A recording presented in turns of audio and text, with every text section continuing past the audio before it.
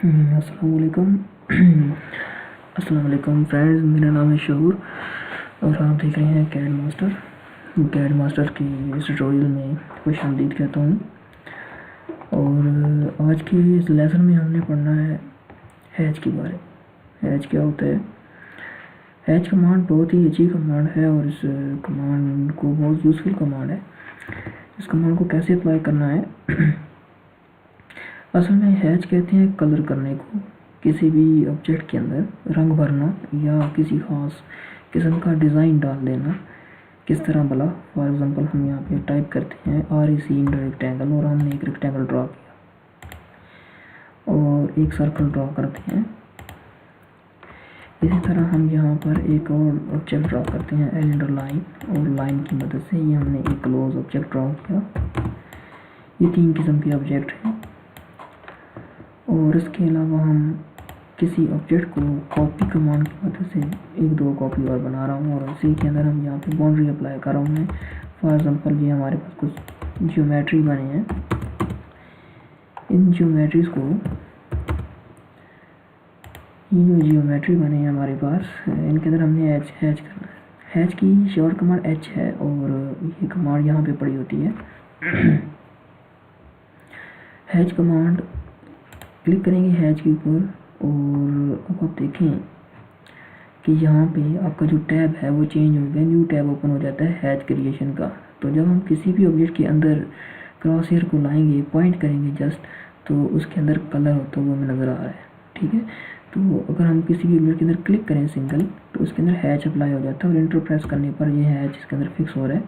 फिर दोबारा inter hatch करें और सेकंड ऑब्जेक्ट के ऊपर क्लिक करें और बाहर क्लिक कर दें या एस्केप की प्रेस करेंगे, कमांड कैंसिल, और इसके अंदर हैच हो जाता है। सिंगल क्लिक करने पर हैच सेलेक्ट हो जाता है और इसको फिर दोबारा हम यहाँ से चाहें तो एडिट भी कर सकते हैं। यहाँ पे हैच पैटर्न पे जाएं और पैटर्न के अंदर जाके हम इजीली किसी भी पैटर्न को ऊपर क्लिक करके या उसको जस्ट पॉइंट करके हैच को देख सकते हैं और जो हैच हमें चाहिए हो उस हैच को ऊपर क्लिक करके उसको अप्लाई किया जा सकता है।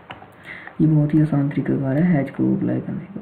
अब हैच के ऊपर सिंगल क्लिक करें और फिर दोबारा हम यहाँ पर इसके पैटर्न से इसको फिर दोबारा सॉलिड में भी कर सकते हैं, ग्रेडियंट के अंदर भी कर सकते हैं और पैटर्न के अंदर भी वापस ला सकते हैं।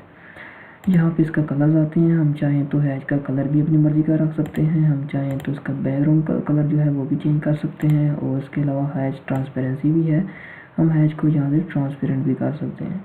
इसी तरह एंगल आता है, हम यहाँ से हैच का एंगल भी चेंज कर सकते हैं और हैच का स्केल भी आता है। हम अगर फॉर एग्जांपल यहाँ पे 5 एंटर कर रहा हूँ तो 5 स्केल के ऊपर हैच का साइज़ बड़ा हो रहा है और क्लिक करने पर फिर दोबारा हैच का साइज़ हम वापस 1 एंटर करने पर वापस अपनी पुरानी हालत में आ सकता है। एंगल के ऊपर 0 एंटर करेंगे तो एंगल 0 का हो जाएगा। किसी भी एंगल के ऊपर क्लिक करके कोई भी एंगल टाइप करेंगे तो उस एंगल में हमारा जो है हैच की डायरेक्शन चेंज हो जाती है।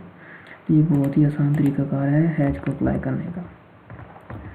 इसके अलावा हम हैच जो है किसी भी बाउंड्री ऑब्जेक्ट के ऊपर भी कर सकते हैं और किसी भी बाउंड्री के ऊपर भी कर सकते हैं और इसके अलावा किसी ऑब्जेक्ट के ऊपर भी कर सकते हैं। इंटर हैच प्रेस करें और यहाँ पे बाउंड्रीज़ के अंदर अगर हम for example select option click करें, सेलेक्ट बाउंड्री ऑब्जेक्ट्स, तो बाउंड्री ऑब्जेक्ट के ऊपर क्लिक करने से पूरा ऑब्जेक्ट सेलेक्ट होता है। फॉर एग्जांपल इस ऑब्जेक्ट के ऊपर मैं क्लिक कर रहा हूँ तो मुकम्मल ऑब्जेक्ट के अंदर हैच हो जाता है। और अगर हम सिंपल इंटर हैच करके पिक पॉइंट ऑप्शन यूज़ करेंगे तो पिक पॉइंट ऑप्शन से हम अपनी मर्ज़ी का जहाँ तक बाउंड्री बनेगी उसके अंदर हैच करेगा।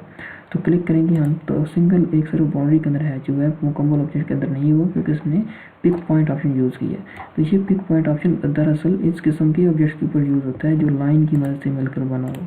ये ऑब्जेक्ट लाइन पर मुश्तमिल है, ये ऑब्जेक्ट जुड़ा हुआ नहीं है, ये लाइन पर ऊपर मुश्तमिल है। इंटर हैच और यहाँ पे पिक पॉइंट ऑप्शन यूज़ होगा। यहाँ पे सेलेक्ट ऑब्जेक्ट ऑप्शन को यूज़ करने के लिए हम बारी बारी अपने ऑब्जेक्ट को सिलेक्ट करेंगे और ये उसके अंदर स्टेप बाय स्टेप हैच जो है वो अप्लाई करेगा।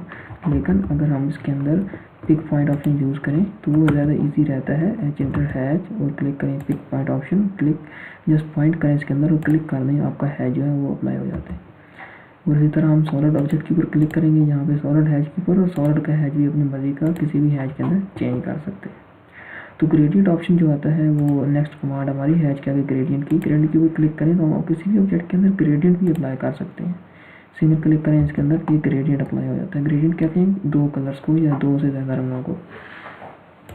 क्लिक करेंगे ग्रेडियंट के ऊपर और यहाँ पे पैटर्न वाली जगह पर हमें मुख्तलिफ किस्म के ग्रेडियंट मिलते हैं जो अपनी मर्ज़ी के किसी भी स्टाइल या डायमेंशन किसी भी स्टाइल के अंदर हम उसको चेंज कर सकते हैं।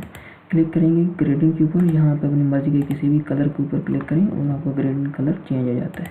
क्लिक करने पर मज़ीद इसी तरह आप इसको हैज ट्रांसपेरेंट भी कर सकते हैं, इसका एंगल चेंज कर सकते हैं और यहाँ पे टिंट का ऑप्शन मिलता है। टिंट के ऊपर क्लिक करने से आपका ऑब्जेक्ट का एक कलर ख़त्म हो जाएगा, ये रेड या वाइट के अंदर चेंज किया जा सकता है। रेड मतलब ज़्यादा डार्क करना है तो ब्लैक में चला जाएगा और कम करेंगे लाइट करेंगे तो ये वाइटनेस के अंदर भी जा सकता है और ज़्यादा भी होता है। तो ये है इसके अंदर वाइट एंड ब्लैक कलर, इसको टिंट भी किया जा सकता है। ये आप पे डिपेंड करता है, आप टिंट को ख़त्म करके अपनी मर्ज़ी का सेकंड कलर भी अप्लाई करके इसके अंदर ग्रेडियंट को अपनी मर्ज़ी से जैसी मर्ज़ी चेंज कर सकते हैं। तो ये होता है ग्रेडियंट और ये होता है हैज। हैज कहते हैं किसी भी ऑब्जेक्ट के अंदर कलर करने को। ये बाउंड्री ऑब्जेक्ट के ऊपर भी अप्लाई किया जा सकता है और लाइन के ऊपर भी। ये इसकी शॉर्ट कमांड एच इंटर है, एच इंटर से हैज अप्लाई होता है। और इसी तरह इसकी सेकंड टाइप जो है वो ग्रेडियंट आती है। तो ग्रेडियंट भी मल्टी कलर्स को कहते हैं, दो से ज़्यादा रंग, दो या दो से ज़्यादा कलर्स को ग्रेडियंट कहते हैं। ये भी इसी तरह हैज की तरह ही काम करता है। उम्मीद करता हूँ कि आपको हैज कमांड के बारे में समझ आ गई होगी और इसकी प्रैक्टिस लाजमी करनी है। ऑटोकैड की कोई भी कमांड है, जब तक आप उसकी प्रैक्टिस नहीं करेंगे आपको कभी भी वो नहीं आएगा।